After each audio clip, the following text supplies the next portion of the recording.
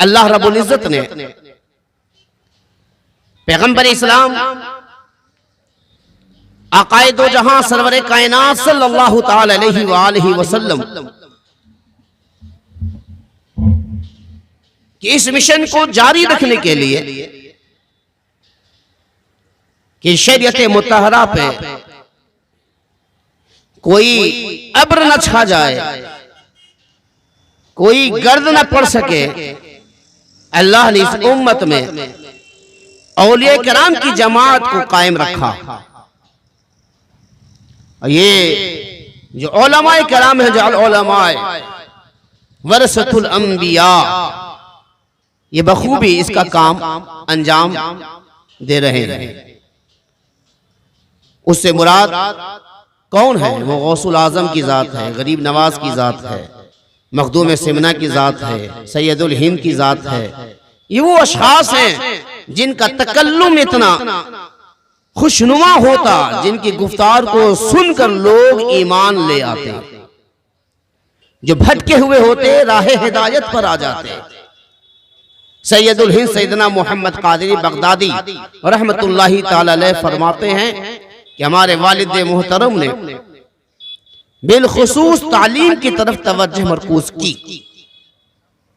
सबसे पहले मुझे मदरसा में दाखिला कराया गया तो मैंने हिफ्ज किया, फिर क़िरात से आशना हुआ, फिर मैं दर्स निजामिया के लिए मदरसे में दाखिल हुआ तो उसके लिए मेरे वालिद मोहतरम ने सैयदना मारूफ करखी रहमतुल्लाह अलैह की औलाद में से सैयदना हज़रत अल्लामा इसहाक रहमतुल्लाह ताला अलैह की शागिर्दी में मुझे दाखिल कर दिया। मैंने उनसे पढ़ा, पढ़ने के बाद फिर मैं आगे बढ़ा तो हज़रत खलील नजफी रहमतुल्लाहि ताला अलैह के बारगाह में आया। उन्होंने फ़िक़ह, अदब, उसूल तफसीर मुझे पढ़ाया। 21 साल की उम्र में मैं हिफ्ज़ व क़िरात के साथ साथ शरीयत के तमाम व तरीक़त व मारिफत के जितने उसूल थे मेरे उस्ताद ने मुझे पढ़ा दिया। तो मैं पढ़ने और पढ़ाने में लग गया तो मेरे वालिद मोहतरम ने इरशाद फरमाया, बेटे वक्त बड़ा ही कीमती होता है, इसका ख्याल करना, एक एक मिनट का एहतमाम करना कि सिर्फ वक्त जाए ना हो, इस पर तवज्जो हो कि रात में तस्बीह तहलील भी करो और औलिया किराम की मज़ारात की हाजिरी भी शुरू करो। तो आप फरमाते हैं कि मैं दिन भर पढ़ने पढ़ाने में रहता, रात में तस्बीह तहलील में लग जाता, मुख्तसर सी नींद लेता और फिर रात के सन्नाटे में मैं बुजुर्गों की बारगाह में हाजिर होता, मज़ारात पे हाजिरी के लिए मैं निकल जाता।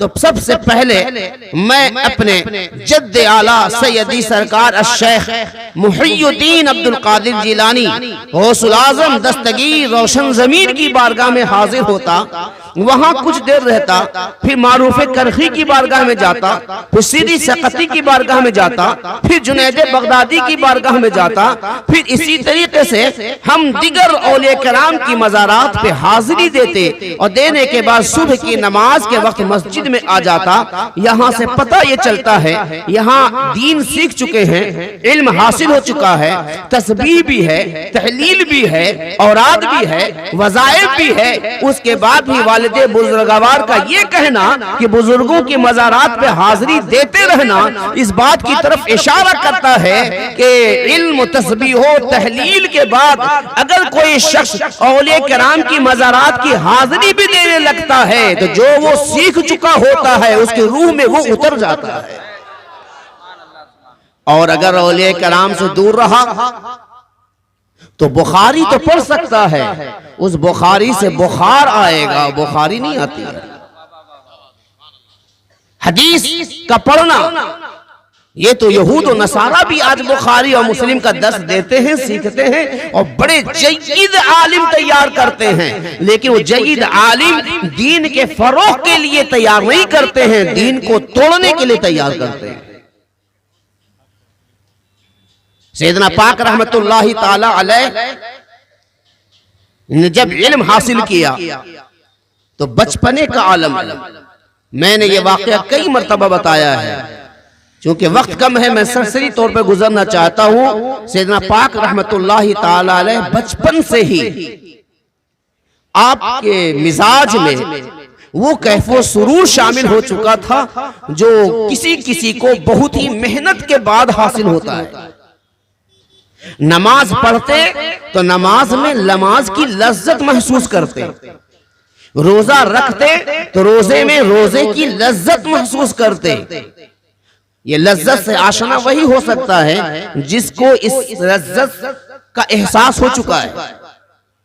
आप कहेंगे नमाज की भी लज्जत होती है, रोजे की भी लज्जत है। जी, दुनिया में कोई चीज ऐसी नहीं है जिसकी कोई लज्जत ना हो। आप जानते हैं, मैं आपको आपके हिसाब से लज्जत की तारीफ बताता हूं। जब चार आदमी बैठकर एक दूसरे की गीबत करते हैं तो क्या उसमें लज्जत नहीं होती? घंटों निकल जाते हैं, पता तक नहीं चलता। किसी की चुगली करने में कितनी लज्जत मिलती है, किसी की बात करने में कितनी लज्जत मिलती है। तो लज्जत गुनाह में भी है और लज्जत नेकी में भी है।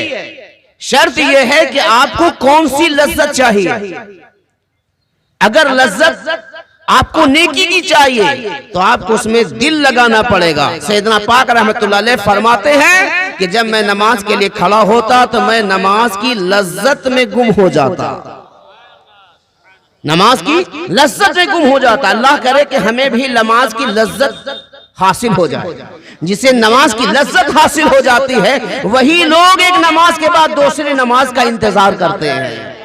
जो कहा गया कि वो लोग बड़े कामयाब हैं जो एक नमाज के बाद दूसरे नमाज का इंतजार करें। वो कौन लोग हैं? जिन्हें नमाज की लज्जत हासिल हो चुकी है, जिन्हें लज्जत हासिल हो जाती है, वो एक नमाज के बाद दूसरे नमाज का इंतजार करते हैं। जिसे रोजे की लज्जत हासिल हो जाती है वो ये नहीं देखते कि इस साल गर्मी में रमजान आ रहा है या जाड़े में आ रहा है। मौला अली मुश्किल कुशा करमुल्लाह वजहुल करीम से किसी ने कहा कि आका बताइए कि आपको आपके पास सबसे पसंदीदा अमल क्या है? तो आप इरशाद फरमाते सख्त गर्मी में रोजा रखना, सख्त गर्मी में रोजा रखना।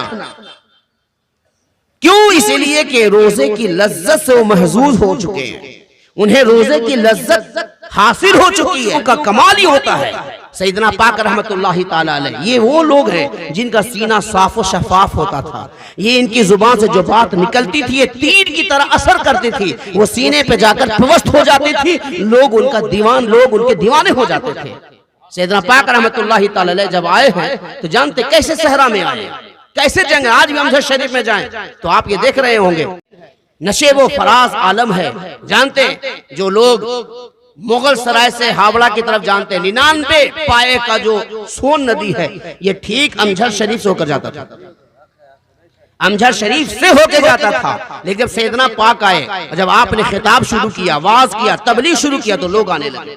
अब लोग आ जाते हैं तब इतना बड़ा सोन पार करना मुश्किल, किसी को आने में मुश्किल, किसी को जाने में मुश्किल। अब दीन फैलाना है और छड़ी यही हरी हो गई है तो रहना भी यही है, छड़ी यही हरी हो गई तो रहना भी यही है। और बीच में समंदर है, आने वाले को भी तकलीफ, जाने वाले को भी तकलीफ। तो देखा कि अब लोगों की सलाह कैसे होगी, तो अब लोगों को इंतजाम नहीं किया। सोन के पास गए, कहा ऐ सोन, जहां मैं वहां तुम नहीं, जहां तू वहां मैं नहीं, फैसला कर। जहां मैं वहां तू नहीं, जहां तू वहां मैं नहीं। 14 किलोमीटर सोन बदल कर जहां दाऊद नगर और अमजद शरीफ में वो सोन बह रही थी, अब जैसे कहा दाऊद नगर के पीछे 14 किलोमीटर दूर आ गई। मामला यह है कि आज भी सोन अमजद शरीफ से दूर बह रही है और असरात आज भी सोन के मौजूद है। ये खिताब का अंदाज था, इंतजाम फरमाया, ये इंतजाम फरमाया। लोग कहते हैं कि ये सुन्नी लोग जलसा कराते हैं। अरे सैयदना पाक ने जलसा के लिए सोन को किनारे कर दिया, हमने इतना किया तो क्या किया? अरे वो जलसा ही के लिए तो सोन को कहा कि उधर चली जा, यहाँ जलसा होने वाला है, लोग आने वाले हैं, दीन सीखने वाले हैं। तो दीन सीखने के लिए अगर थोड़ी मेहनत किया तो कोई कमाल नहीं है। सैयदना पाक ने तो समंदर को किनारे कर दिया, वो सैयदना पाक है। सैयदना पाक रहमतुल्लाहि ताला अलैह का जो उर्स होता है वो 1 रबीउल अव्वल को होता है। ऐसे तो 29, 30 और फिर उसके एक अभी 2 तारीख को भी, और उसके बाद कई दिन तक चलता रहता, लेकिन 1 तारीख को आपका उर्स है। और उसी रबी अव्वल शरीफ के 9 तारीख को मेरे वालिद मोहतरम सैयद मोहम्मद ज़हूर हसनैन नूरुल्लाह मरक़दहू का उर्स होता है। तो सैयदना पाक रहमतुल्लाह अलैह का 9 तारीख को उसी दिन ज़ियारतें कराई जाती है, जो तबरुकात है उसकी ज़ियारत कराई जाती है। सैयदना पाक रहमतुल्लाह ताला अलैह की बेशबहा अनमोल चीजें जो खान वादे बगदाद और खान का है बगदाद में था। जब सैयदना पाक आए तो आपके वालिद मोहतरम को मालूम था कि जो मेरा लख्ते जिगर जा रहा है दोबारा नहीं आएगा। हालांकि उसके कई बार तारीख में ये बात मिलती है कि आप हज बैतुल्लाह के लिए गए, उसका सफर किया, लेकिन आपके घर वालों ने अक्सर तबरुकात आपके हाथ में अता फरमा दी। और वो कुरान पाक जिसका अशार में गुलाम अली आजाद साहब फरमा रहे थे कि वो कुरान पाक जो सैयदना पाक रहमतुल्लाह अलैह ने अपनी तिलावत के लिए अपने हाथ से रोशनाई तैयार की, अपने हाथ से कलम तैयार किया, वो अपने हाथ से कुरान को तसनीफ फरमाए, लिखा, कुरान को लिखा, और लिखा तो करामती कुरान लिखा। कुरान बजाते खुद मोजज़ा है, अल्लाह का कलाम है, नबी का मोजज़ा है, और जो कुरान अमजद शरीफ में है वो गौसुल आजम की करामत भी है। एक कुरान अल्लाह का कलाम, नबी का मोजज़ा और गौसुल आजम की करामत, सफा 142, लेकिन एक वक्त में मुकम्मल एक कुरान। और जब बावुजू होकर पढ़ने की कोशिश करेंगे तो लगता है कि हर हर लफ्ज उभर कर ऊपर आ रहा है। आज भी वैसा ही चमक रहा है, एक वक्त में एक पारा, 30 वक्त में 30 पारा। ऐसा नहीं है कि 30 पारा है तो उसका सफा बड़ा है, नहीं, सफा छोटा है, 1 फीट, उससे ज्यादा नहीं है, लेकिन एक वक्त में एक पारा लिखा हुआ है। सैयदना पाक रहमतुल्लाहि ताला ने गौसुल आजम की बारगाह से बहुत सारी तबरुकात लाया, यानी वक्त की कमी से सारे तबरुकात को हर साल ज़ियारत भी नहीं करा पाया जाता, कुछ का कराया जाता है, कुछ बच ही जाता है। वो जो अंजास दरख्त है उसका असल माना है तावीज का, उसके अंदर अल्लाह रब्बुल इज्जत ने वो कमाल रखा है कि जिस नीयत से उसे हासिल कर ले अल्लाह उसमें बरकत अता फरमा देता है। सैयदना पाक रहमतुल्लाहि ताला अलैह ऐसे वली कि रब से दुआ करते तो रब से दुआ किया तो अल्लाह ने मुर्दा घोड़ा को जिंदा कर दिया, मुर्दा घोड़ा को जिंदा कर दिया। अजदहा सांप आकर आपकी बारगाह में झुक गया, कहा हुजूर हम नहीं जाएंगे।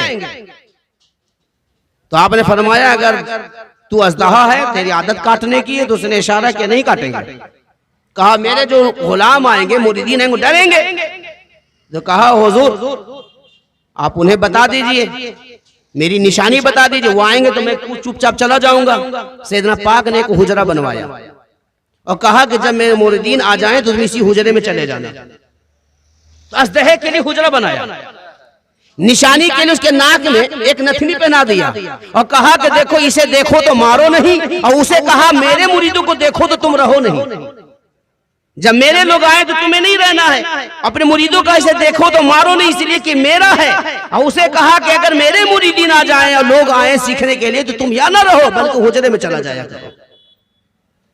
ये सैयदना पाक रहमतुल्लाहि ताला अलैह 1 रबी अव्वल से जब शुरू होता है तो फिर 1 रबी अव्वल के उर्स का सिलसिला जब शुरू होता है तो फिर मुझे एक पहली खुशी और दायमी खुशी, असली खुशी 12 रबी अव्वल शरीफ को अता फरमाता है।